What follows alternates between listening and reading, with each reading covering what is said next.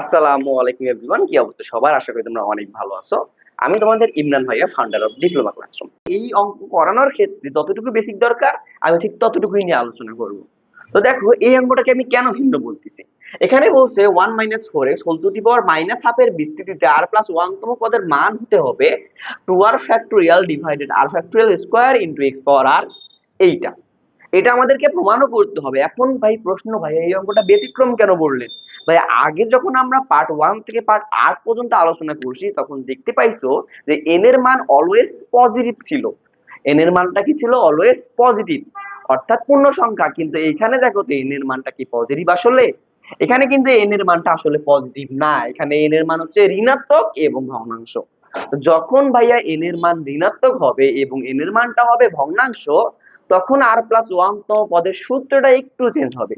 এর আগে যখন n এর মান যোগ ছিল বা যোগবোধক মান ছিল n এর মান, তখন আমরা দেখতে পাইছি যে r প্লাস 1 তম পদের সূত্র হচ্ছে NCR an minus r into x power r।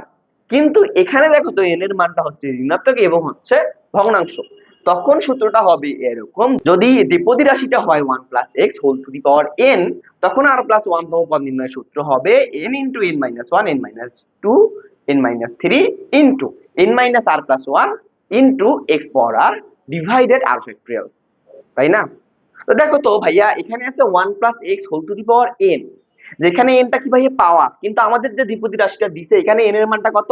ভাই এখানে n এর মান হচ্ছে মাইনাস হাফ, ঠিক তাই না? দেখো তো n এর মানটা হচ্ছে মাইনাস হাফ এবং x এর জায়গায় কি আছে ভাইয়া? এখানে x এর জায়গায় আছে মাইনাস 4x।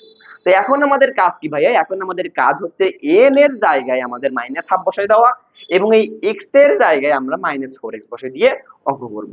এখানে আমরা ডাইরেক্ট লিখবো হচ্ছে r প্লাস 1 তম পদ। তো r প্লাস 1 তম পদ ইজ ইকুয়াল কি লিখবো আমরা? n into n minus 1 into n minus 2 into n minus 3 dash dash dash n minus r plus 1 into x পাওয়ার r ডিভাইডেড r ফ্যাক্টোরিয়াল। তো n এর মান জানো কত? n এর মান হচ্ছে মাইনাস হাফ, মাইনাস হাফ দিলাম ইনটু মাইনাস হাফ বিয়োগ 1 হবে যেহেতু n মাইনাস 1 আছে, তারপর মাইনাস হাফ বিয়োগ 2 হবে যেহেতু n মাইনাস 2 আছে, তারপরে মাইনাস হাফ বিয়োগ 3 হবে যেহেতু n মাইনাস 3 আছে, ইনটু ড্যাশ ড্যাশ ড্যাশ কতক্ষণ পর্যন্ত চলবে? n মাইনাস r প্লাস 1, তাই না? তাই n এর মান জানো কত? n এর মান হচ্ছে মাইনাস হাফ, তারপর r এর মান তো ঠিক থাকবে প্লাস 1 দিব, ইনটু তার সাথে গুণ হবে কি? x পাওয়ার r। এখানে x বলতে কি জানো ভাইয়া? x বলতে হচ্ছে মাইনাস 4x। দেখো তো এই দ্বিপদী রাশিতে x বলতে কি আছে? Minus 4x। তার মাইনাস 4x এর উপর আমরা কি দেব? পাওয়ার r, তাই কি না? ঠিক তাই। তো এখন আমি নিচ বরাবর দাঁড়িয়ে দিলাম আর নিচে আছে কি? r factorial. r ফ্যাক্টরিয়াল জায়গায় r ফ্যাক্টরিয়াল আমি ঠিক রাখবো, তাই না? তো এখন দেখো কি করব আমরা। তো দেখো, আমরা জাস্ট ব্র্যাকেটে যেগুলো সংখ্যা আছে এগুলোর আমরা কি করব বলো তো? ব্র্যাকেটে যেগুলো সংখ্যা আছে এগুলো আমরা লসাগু করব। তারপর লসাগু করলে প্রথমে আমরা হাফ পাবো, তাই না? আর এখানে লসাগু করলে কি করব? দেখো মাইনাস হাফ বিয়োগ 1, তো মাইনাস হাফ বিয়োগ 1 লসাগু করলে কি হয় দেখো তো? 2 মাইনাস হাফ মাইনাস 2, তাই না? এটা লসাগু কেমনে হলো এটা কি বোঝা লাগবে না? Minus 3/2, minus 3/2 minus half minus 1 লসাগু করলে মাইনাস 3/2 হয়, এটা তো বোঝা লাগবে না। তো মাইনাস 3/2 দিলাম। তারপর এইটার লসাগু করলে দেখবা যে মাইনাস 5/2 আসে, এটার লসাগু করলে দেখবা যে মাইনাস 7/2 আসে। এখন আসে এইটার লসাগু। দেখো তো সবগুলোতে মাইনাস আছে, তার মানে আমি এখানেও যদি সামনে মাইনাস নিয়ে আসি আমার অঙ্কের জন্য সুবিধা হবে। এই কারণে আমি প্রথমেই ওই রাশিটা আগে লিখি। দেখো এখানে কি আছে? মাইনাস হাফ আছে, মাইনাস আর আছে, প্লাস 1। তার আমি যদি সবগুলো থেকে মাইনাস কমন নেই তাহলে থাকতেছে হচ্ছে হাফ প্লাস আর মাইনাস 1। তো এখন লসাগু করি, মাইনাসটা সামনে রাখলাম, 2 দিলাম, তাহলে 2 * 2 তার মানে 1 থাকতেছে এখানে, এখানে থাকতেছে 2 আর এখানে থাকতেছে মাইনাস 2। তার মানে লসাগু করে পাইলাম কি বলতো? লসাগু করে পাইলাম হচ্ছে 2 নিচে থাকবে আর উপরে থাকবে 2 আর মাইনাস 1, তাই না? তাহলে আমাদের লসাগু করে পাইলাম ড্যাশ ড্যাশ ড্যাশ 2 আর মাইনাস 1 ডিভাইডেড হচ্ছে 2, আর এইখানে থাকবে কি? সামনে থাকবে হচ্ছে তোমার গিয়ে মাইনাস, আর এখানে দেখো তো কি থাকতেছে? মাইনাস 4x পাওয়ার r।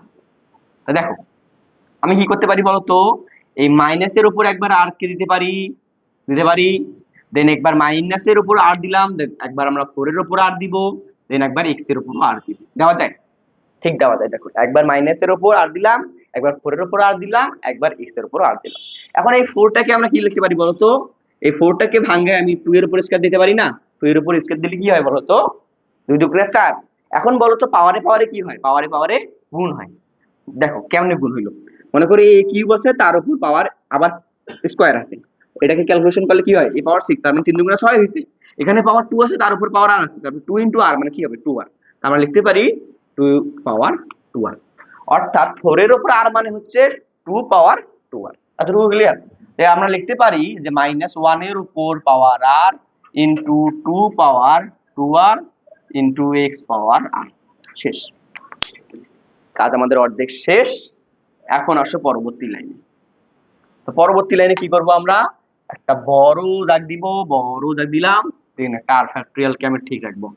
এখন আসো, দেখো তো ভাইয়া, আমি তোমাদেরকে বলতেছি যে 2 ইনটু 2 ইনটু 2, এখানে 2 আছে 3 বার পর পর গুণ, একবার দুইবার তিনবার, যার কারণে আমরা 2 এর উপর কিউব দেই।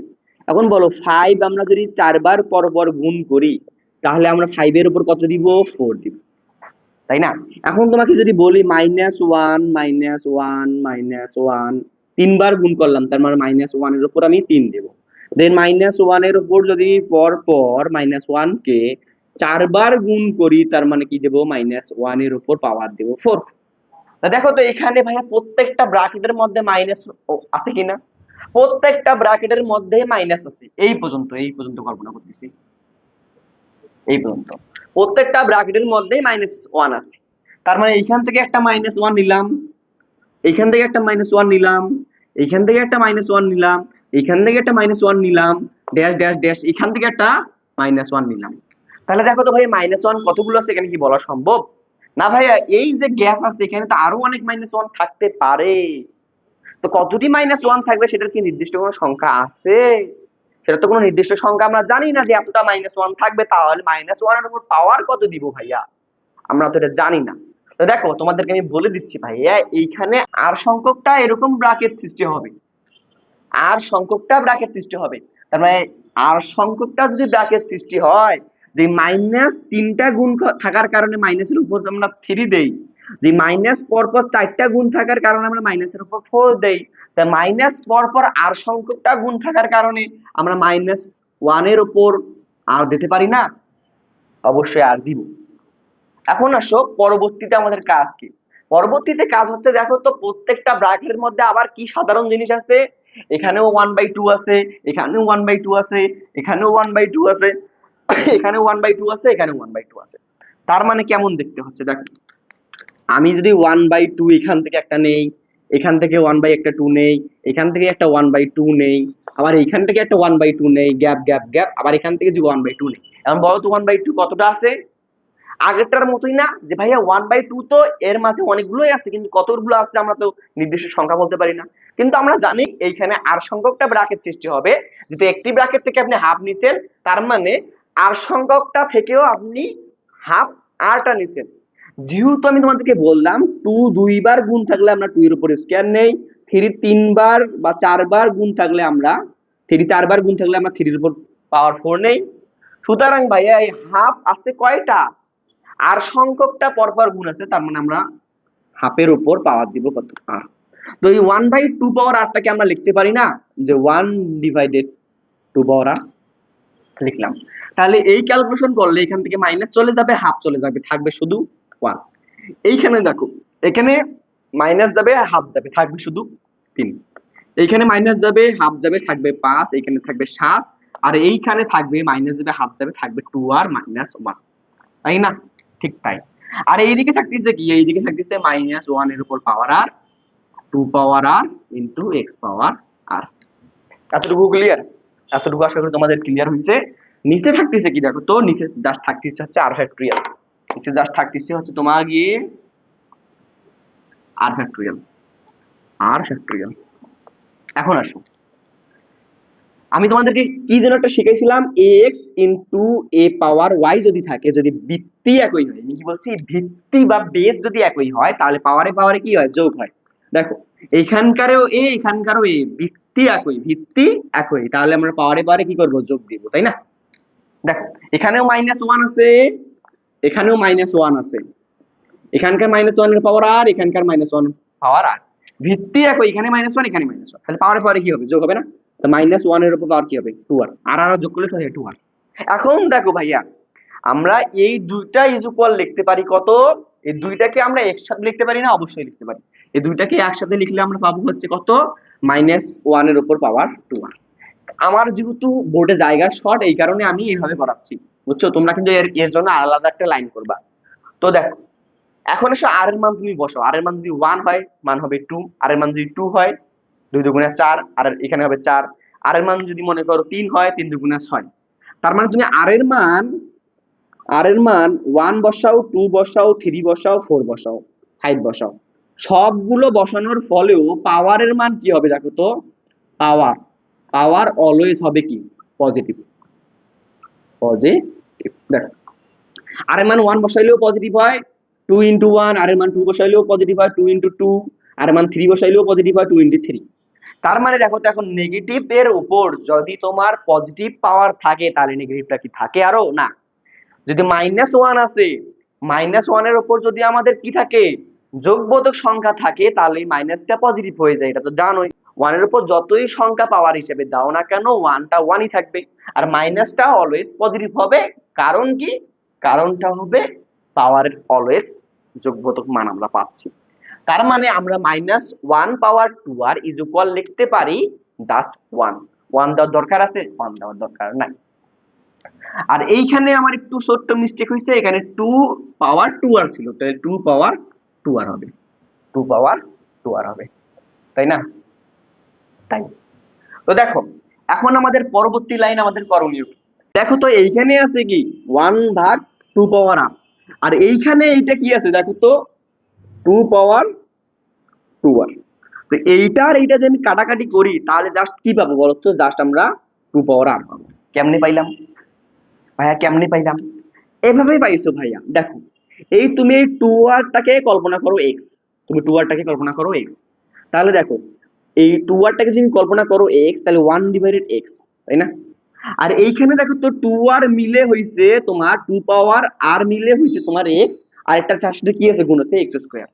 এইটাকে কাটাকাটি করলে তুমি জাস্ট কি পাইতা? x পাইতা না? আর x ইজ ইকুয়াল কি 2 পাওয়ার r না? অবশ্যই r। তেমনি 1 ডিভাইডেড 2 পাওয়ার r ইনটু 1 ডিভাইডেড 2 পাওয়ার r, তারপর যদি স্কয়ার আমরা দেই, একই তো হইলো। এখানকার 2r এখানকার 2r কাটা গেলে উপরে জাস্ট একটা 2 পাওয়ার r থাকে, তাই না? তো উপরে জাস্ট একটা 2 পাওয়ার r থাকে। আমরা এই পরের লাইনে ডাইরেক্ট কিন্তু খালি জাস্ট একটা 2 পাওয়ার r দিব। পরের লাইনে আমরা ডাইরেক্ট একটা 2 পাওয়ার r দিব। বুঝতে পারছো? আশা করি বুঝতে পারছো। তো এই যে জিনিসটা আছে, এটা ফুল যাবে ভ্যানিশ হয়ে, তাহলে থাকতেছে কি? জাস্ট 1 থাকতেছে, 3 থাকতেছে, 5 থাকতেছে, 7 থাকতেছে, ড্যাশ ড্যাশ ড্যাশ 2r - 1 থাকতেছে। এখন তোমাদেরকে আমি বলি, শোনো, আমাদের উপরে কখনোই আমাদের বিজোড় সংখ্যা নিয়ে আসা যাবে না, নিয়ে আসতে হবে, এটাই অঙ্কের নিয়ম। দেখো, এখানে জাস্ট কি আছে? 1 3 5 7, এগুলো বিজোড় সংখ্যা না? তো আমি উপরে জোড় সংখ্যা নিয়ে আসবো, 1 3 5 7 ড্যাশ ড্যাশ ড্যাশ 2r - 1। দেখো তো, আমাকে জোড় সংখ্যা নিয়ে আসতে গেলে কি করতে হবে? একের পরে দেখো তো জোড় সংখ্যা 2 আছে? নাই, আমি 2 নিয়ে আসলাম। 3 এর পরে 4 আছে? নাই, আমি 3 এর পর 4 নিয়ে আসলাম। 5 এর পর 6 আছে? না, আমি 6 নিয়ে আসলাম। 7 এর পর 8 আছে? না, আমি 8 নিয়ে আসলাম। তো দেখো তো, 1 এর পর 2 মানে কি 1 বাড়তিছে, 3 এর পর 1 মানে কি 4 বাড়তিছে, 4 এর পর 5, 5 এর পর 6। তার মানে জোড় সংখ্যায় যাইতে আমাদের 1 করে বাড়ানো লাগতেছে। তো 2r - 1 টা কি এটা বিজোড় সংখ্যা না? এখান থেকে জানতে পারি এটা হচ্ছে বিজোড় সংখ্যা, যেহেতু 1 বিজোড়, 3 বিজোড়, 5 বিজোড়, 7 বিজোড়, 2r - 1 ও বিজোড়। তার মানে এর পরের সংখ্যাটা কি হবে বলতো? এর পরের সংখ্যাটা হবে জোড়, অর্থাৎ 2r - 1 + 1। তো -1 আর +1 কাটাকাটি গেলে কি হয়? 0, অর্থাৎ জাস্ট 2r থাকতেছে, তাই না? ঠিক তাই। আর এই দিকে আমরা কি পাইলাম? এই দিকের ক্যালকুলেশনটা কি এখানে দিব? দিচ্ছি, দাও। 1 ডিভাইডেড 2 পাওয়ার r ইনটু 1 ডিভাইডেড 2 পাওয়ার r ইনটু 2 পাওয়ার r এর উপর স্কয়ার। একটু লাইনটা বাড়াইলাম। দেখো, এই 1 ডিভাইডেড 2r টা এদিকে ছিল না, এই 1 ডিভাইডেড 2r টাকে এদিকে নিয়ে গেলাম। আর এই 2 পাওয়ার 2r টা ছিল না, এই 2 পাওয়ার r টাকে আমরা এইভাবে লিখলাম যে 2 পাওয়ার r তার উপর স্কয়ার। একই কথা, একই কথা। দেখো, x পাওয়ার 4 ও যা, x পাওয়ার 2 তার উপরও স্কয়ার ও যা, একই কথা। এ নিয়ে কারো কোনো সন্দেহ থাকার কথা না। শেষ। এখন আসো এইখানে x পাওয়ার r টাকে দাও, x পাওয়ার r টাকে এখানে দিলাম। x পাওয়ার r টাকে দিলে নিচে কি পাচ্ছি জানো তো? নিচে কি পাচ্ছি আমি? দেখো, আগে 1 3 5 7 ছিল, বিজোড় সংখ্যা ছিল, তারপর আমি জোড় সংখ্যা অ্যাড করলাম। তার মানে জোড় সংখ্যা কি আমি হুদায় উপরে অ্যাড করতে পারবো? না, উপরে আমি হুদায় অ্যাড করতে পারবো না। মনে করো a ডিভাইডেড b আছে, আমি যদি উপরে 4 গুণ করি এর সাথে, অবশ্যই আমাকে নিচেও 4 গুণ করতে হবে, তাই না? যেহেতু আমরা উপরে জাস্ট কি করছি, জোড় সংখ্যাগুলো গুণ করছি, নিচেও আমাদের জোড় সংখ্যাগুলো গুণ করতে হবে। কারণ উপরে আমি নিচি কত, 2 নিচি, 4 নিচি, 6 নিচি, 8 নিচি, ড্যাশ ড্যাশ ড্যাশ কত পর্যন্ত নিচি, 2r পর্যন্ত নিচি। দেখো আমি 2r পর্যন্ত নিচি, এইখান থেকে আমি এই পর্যন্ত নিচি, 2r পর্যন্ত নিচি। আর সামনে কি ছিল, সামনে তোমার ছিল হচ্ছে r ফ্যাক্টরিয়াল, r ফ্যাক্টরিয়াল দিলাম, তাই না? তাই এখন দেখো আমাদের কাজ কি। এখন দেখো আমি তোমাদেরকে কি বলছিলাম, 5 ফ্যাক্টরিয়াল মানে কি, 5 এর উল্টো গুণফল, অর্থাৎ 5 ইনটু 4 ইনটু 3 ইনটু 2 ইনটু 1, তাই না? কিন্তু ভাইয়া দেখো তো, আপনি আমাদের এটা শেখাচ্ছেন কারণ কি? ভাইয়া দেখো তো এইখান থেকে এইটা 2r ফ্যাক্টরিয়াল কি না? ভাইয়া বুঝলাম না।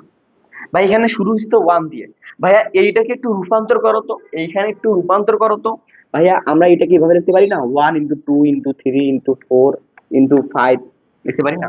এইটা এটা একই না, তার মানে এটা সমান 5 ফ্যাক্টরিয়াল হলে অবশ্যই এটা সমান 5 ফ্যাক্টরিয়াল হবে, তাই না? এখন মনে করো আমি তোমাদেরকে শেখাচ্ছি 1 ইনটু 2 ইনটু 3, এক থেকে শুরু হয়েছে 3 এর যে শেষ হয়েছে, তার মানে আমরা লিখতে পারি এটা ইজ ইকুয়াল 3 ফ্যাক্টরিয়াল। তারপরে 1 into 2 into 3 into 4 into 5 into 6 into 7, এক থেকে শুরু হয়েছে 7 এ যে শেষ হয়েছে, তার মানে এটা 7 ফ্যাক্টরিয়াল, তার মানে এইটা হচ্ছে 7 ফ্যাক্টরিয়াল। তাহলে এক থেকে শুরু হয়েছে 2 আরে গিয়ে শেষ হয়েছে, একের পর 2, 2 এর পর 3, 3 এর পর 4 এরকম করে শুরু হয়েছে, শেষ হইতে কি 2 আরে, তার মানে এই সম্পূর্ণ জিনিসটা আমরা লিখতে পারি 2r ফ্যাক্টরিয়াল না? অবশ্যই লিখতে পারি, এই সম্পূর্ণ জিনিসটা সমান আমরা লিখতে পারি হচ্ছে 2r factorial. 1 2 3 4 5 6 7 8 dash dash dash 2r minus 1 into 2r, এই সম্পূর্ণ জিনিসটা এই যুগাল আমরা লিখতে পারি কত ভাইয়া, 2r ফ্যাক্টরিয়াল। এক থেকে শুরু হয় ওইখানে যে শেষ হয়েছে, তার মানে আমরা লিখতে পারি 2r ফ্যাক্টরিয়াল।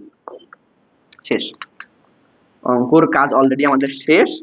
এখন আমাদের কাজ কি দেখো, এখন আমাদের এখানে r ফ্যাক্টরিয়াল আমি লিখলাম ইনটু এই 2 থেকে আমরা কেমন করে লিখতে পারি বলো তো, 2 ইনটু 1, এই 4 থেকে আমরা কেমন করে লিখতে পারি 2 ইনটু 2, এই 6 টাকে লিখতে পারি 2 ইনটু 3, এই 8 টাকে লিখতে পারি 2 ইনটু 4, এই ড্যাশ ড্যাশ ড্যাশ দিলাম, এই 2r টাকে লিখতে পারি 2 ইনটু r, তাই কি না?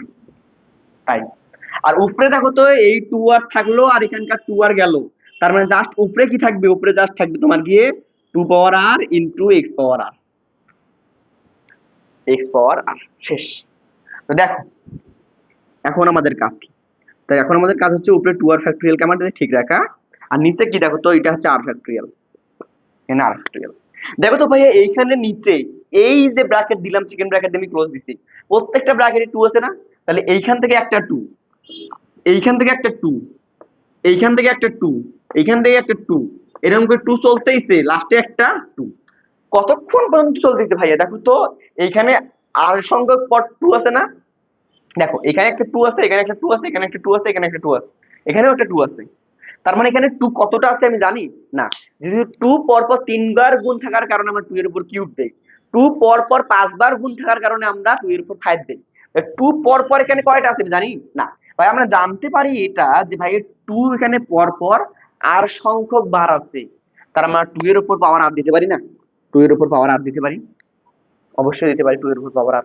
2 এর উপর পাওয়ার যদি আমি r দেই, তাহলে থাকতেছে কি, থাকতেছে just 1 2 3 4 5 dash dash dash r into into 2 পাওয়ার r ইনটু x পাওয়ার r, তাই কি না? ঠিক তাই, ঠিক তাই, ঠিক তাই। দেখো এখন আমাদের কি দেখা যায়, আমাদের কি দেখা যায় নিচে আরো লাইন ধরবে কি, আর একটা লাইন ধরবে, তার আমরা বাড়াইতে পারি। এখন দেখো এই 1 2 3 4 5 থেকে শুরু হয়েছে, একের পর 2, 2 এর পর 3, 4 এর পর 5, এরকম করে চলতেই আছে। আমি তোমাদের কি বললাম, 1 ইনটু 2 ইনটু 3 হলে আমরা লিখতে পারি 3 factorial, 1 into 2 into 3 into 4 into 5 into 6 আমরা লিখতে পারি এটাকে 6 ফ্যাক্টরিয়াল। তার মানে 1 থেকে শুরু হয়েছে আরে গিয়ে শেষ হয়েছে, তার মানে এই সম্পূর্ণ জিনিসটাকে আমরা মুছে দিয়ে r ফ্যাক্টরিয়াল লিখতে পারি না? সম্পূর্ণ জিনিসটাকে আমরা মুছে দিয়ে আমরা r ফ্যাক্টরিয়াল লিখলাম। তাহলে আমাদের ইকুয়েশনটা দাঁড়ায় কেমন, তাহলে আমাদের ইকুয়েশনটা দাঁড়ায় এমন যে আমরা একটু এইদিকে মুছে দিয়ে অঙ্কটা করার চেষ্টা করি, এদিকে মুছে দিয়ে অঙ্কটা করার চেষ্টা করলে আমাদের অঙ্কটা দাঁড়ায় উপরে জাস্ট থাকতেছে হচ্ছে 2r ফ্যাক্টরিয়াল আর নিচে তোমার গিয়ে থাকতেছে এখানে আর ফ্যাক্টরিয়াল, নিচে জাস্ট থাকতেছে আর ফ্যাক্টরিয়াল ইনটু, আর এখানে আছে 2 পাওয়ার আর, 2 পাওয়ার আর নিচে, আর আরেকটা হচ্ছে গুণ হচ্ছে নিচে আর ফ্যাক্টরিয়াল, আর এইদিকে একটা 2 পাওয়ার আর আছে, এইদিকে একটা 2 পাওয়ার আর আছে, দেন এক্স পাওয়ারও আর আছে, তাই না? এই যে লবের ভিতরে 2 পাওয়ার আর আছে, এক্স পাওয়ার আর আছে।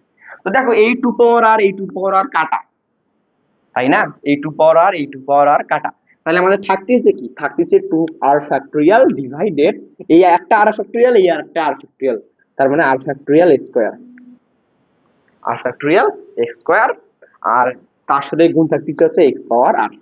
ওই যে আমাদের প্রমাণ শেষ, 2 আর ফ্যাক্টরিয়াল ডিভাইডেড আর factorial square into X power n, অর্থাৎ 1 - 4x whole to the power -half এর বিস্তৃতিতে r + 1 নম্বরটা হচ্ছে এইটা, এটাই হচ্ছে তোমার প্রুফ বা প্রমাণিত, প্রমাণিত।